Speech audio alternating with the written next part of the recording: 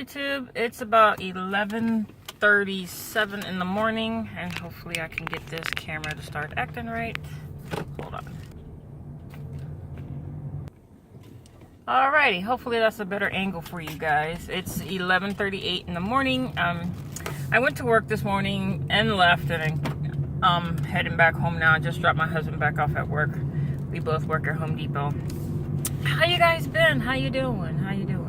It's been a really long time since I posted an update. Today's Tuesday, December 5th, 2017. I'm just 2 days shy of my 4-month surgiversary. Yeah, guys, it's been a roller coaster. We're just gonna put it that way. I think my last video, I don't even remember, but let's go ahead and get into stats. My name is Maria. I'm 39 years old. I had my vertical sleeve gastrectomy August 7th, 2017 at West Georgia Medical Center in LaGrange, Georgia, with Dr. Wesley Turton through Wellstar Medical Center. My all-time heaviest weight was 400 pounds. I've lost over 100 pounds on my own. The day I went for my consultation, I was 292 pounds. When I saw my primary care doctor, I had a 3-month consecutive visitation. I got down to 285 pounds right before my pre-op diet. And after my pre-op diet, I was on a liquid pre-op diet for 1 week. And I got down to 275 pounds. So my surgery weight was 275 pounds. Here we are 4 months later, and I weighed in this morning at 235.6 pounds. So from when I started my consultation till now, that's roughly about 54 pounds down, and I'll have to calculate how many pounds down since surgery. So I was 275, I'm 235, so it's like about 30 pounds, or something like that. We're going to say roughly 30 to 40 pounds. Anyway, I'll have all the numbers in the description box below, and a timeline for that. So, what's been going on? Let's see. August, first month post-op. November. I didn't update in November hardly anything at all, except if you follow me on Instagram and Facebook, you'll see more random updates. Pretty much for the month of November, I decided to do no scale November. I weighed in November 1st at 248 pounds, and I weighed in December 1st at 239 pounds. So I lost about 8.6 pounds for the month of November. I didn't weigh myself. I worked out a few times during the month. I wasn't consistent. Maybe for like the first 2 weeks, I was doing C to 5K, would make sure I get my 30 minutes in every day. Tried to make sure I was doing Fitbit challenges to get my daily steps in. Somewhere during the month, I fell off. I also stopped doing the C to 5K. I stopped using my treadmill because it works when it wants to. It has a mind of its own completely. For Thanksgiving, my first post-op Thanksgiving. How'd that go? Well, it went pretty good for the most part. I went to my aunt's house. We didn't cook anything for Thanksgiving. We were, together with family.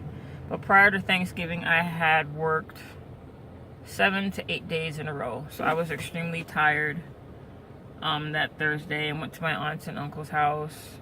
I wasn't the most ideal bariatric patient, but let's just say I managed.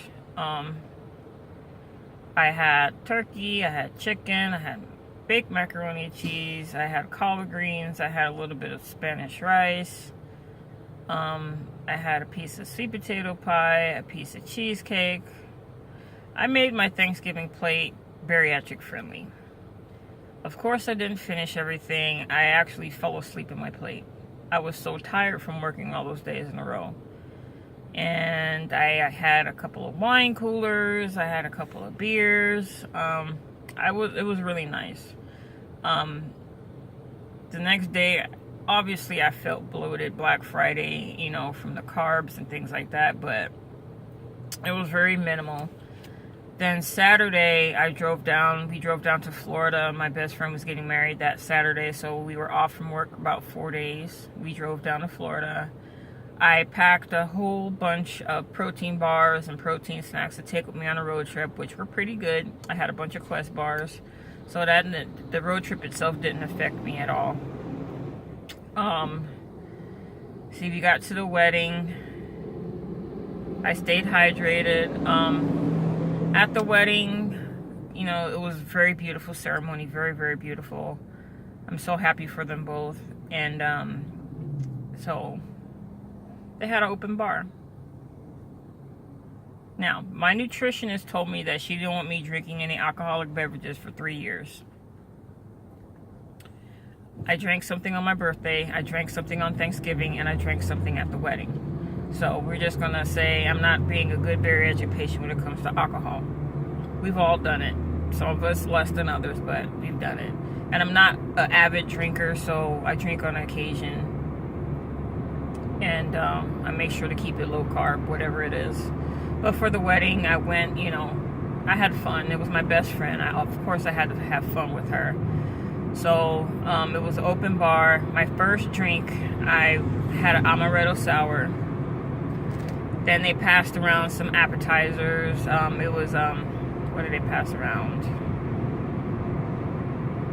They had little beef tenderloin appetizers. They had crab cakes. They had shrimps. They had mozzarella cheese sticks.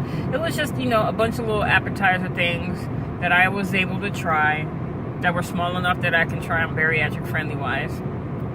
My best friend obviously knows I had the surgery. She knew right after my husband knew. And after I finished the drink, before we went to the reception area, I got another cocktail. I got a glass of Chardonnay the second time, a glass of wine. And then it was time to go to the reception area. Then we sat down at the tables, and they had a whole menu. The menu that they picked out was shrimp cocktails, caprese salad, and prime rib. So, but obviously from me snacking on the appetizers and drinking and everything prior, when the actual food came, it was nearly impossible for me to actually sit down and enjoy anything because I was full from the appetizers they were passing around and things like that. So then when the first course came in, there was like 3 humongous shrimps, and I was only able to eat one. Obviously, I fed the other ones to my husband. Then the caprese salad came around, and by this time I was on cocktail number 3. Now, mind you, all these cocktails, I couldn't finish them all the way completely. I'm just sipping on them because the alcohol is like really, really more intense post-op VSG compared to what it is pre-op. Then I had maybe 1 slice of tomato, 1 slice of mozzarella cheese, and then the balsamic vinegar. Then the rest I fed to my husband. Got up, danced a little bit. Then the main course came.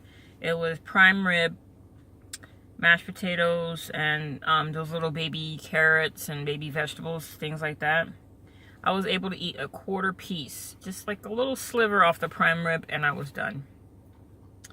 Then I had a Bahama Mama was my last cocktail that I had. So I had 4 drinks the whole entire night.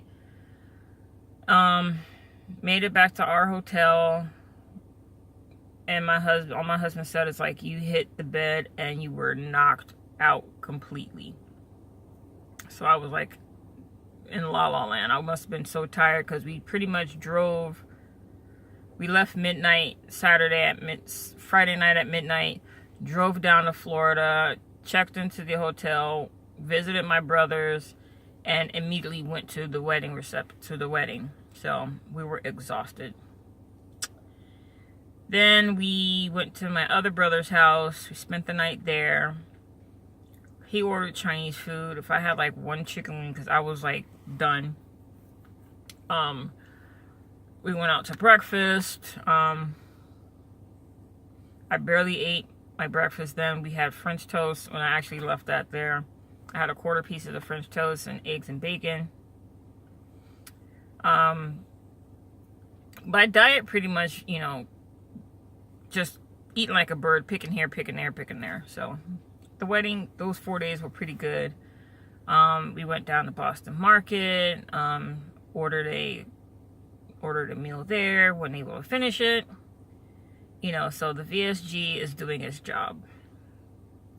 So for the month of December, I told myself that obviously I want to continue, you know, losing weight and everything, but I want to do it differently. So my December no scale challenge was pretty good.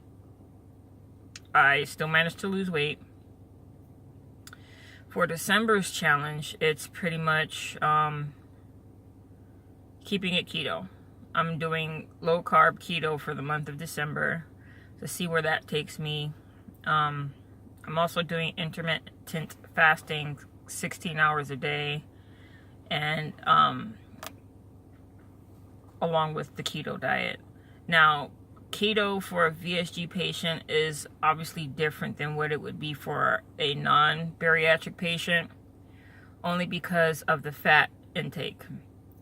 Our sleeves are very sensitive to high-fat foods, so my way of doing keto is very, very, very modified.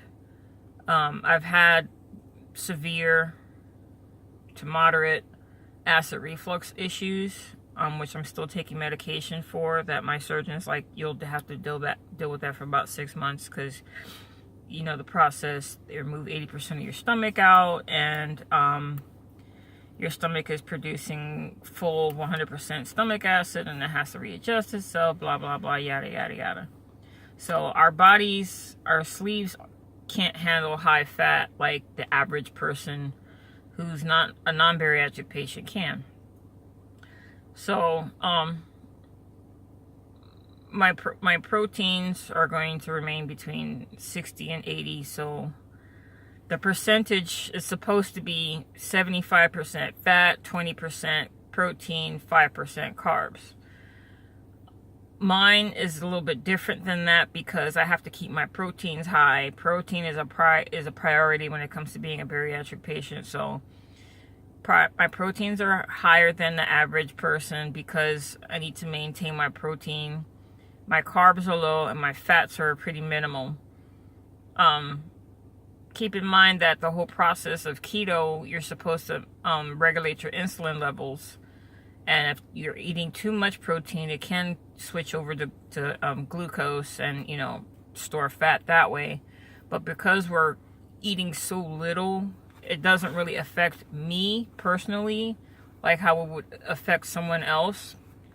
Because here we are 5 days into the month of December, and I've been keeping it pretty much keto, in a sense to where I'm eating bacon, some dairy with the cheese and things like that, but I'm not going for fat first because my body can't handle it like it used to.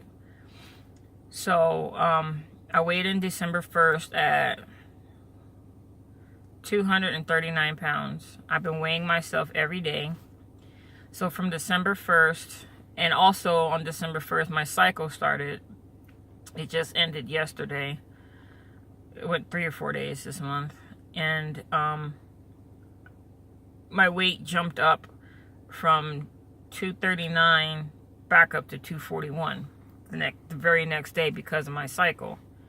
And I've been weighing myself every day. And I went from 239 to 241 to 240, 238, 236, and then today I weighed in at 235.6. So the majority of it, the weight loss, obviously is water weight. Secondly, the bloat from my cycle. And thirdly, because I wouldn't say I'm in ketosis, because I'm not my fat levels aren't high enough for me to sit there and say that, but because of the intermittent fasting and me not getting that many calories in, I'm only consuming like 800 calories still 4 months out. I would say my body's in ketosis that way because of the low calorie, but as far as fat goes, anything too greasy or too fatty or too oily, my sleeve just can't take it. The last 2 nights, my husband made baked pork chops. Didn't season them any differently. I've had baked pork chops before, post-op, but these 2 nights in a row, I've had the foamies. I just haven't been able to handle it. So, that's pretty much, you know, me knowing that my body can't handle certain foods and certain fats like the average person doing keto can. Other than that, you know, everything's pretty good. I have another doctor's appointment coming up this month to where I have to get my blood work done. And that's pretty much it. I'm down to a size 16 in pants. I just fit in them today. I'm also wearing extra larges and larges. And, yeah, I still drink protein shakes to get my protein in the morning. Protein coffee, which is like a necessity for me. That's pretty much it, guys. So just check me out on Instagram. I'll leave that information down below. And I will come in with another update sooner or later. So happy 4 months for me. And I will check in with you guys another time. Happy Tuesday. Bye.